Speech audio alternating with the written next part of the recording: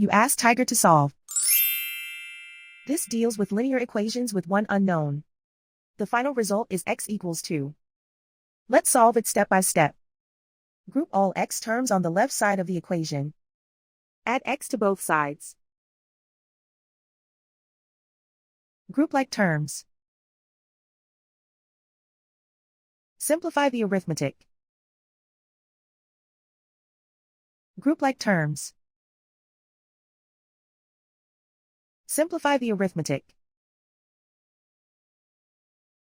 Group all constants on the right side of the equation. Add 5 to both sides. Simplify the arithmetic.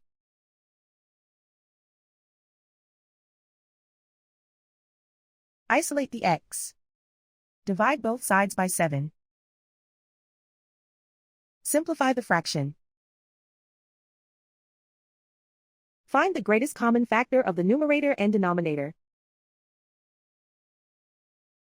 Factor out and cancel the greatest common factor. And so the final result is x equals 2.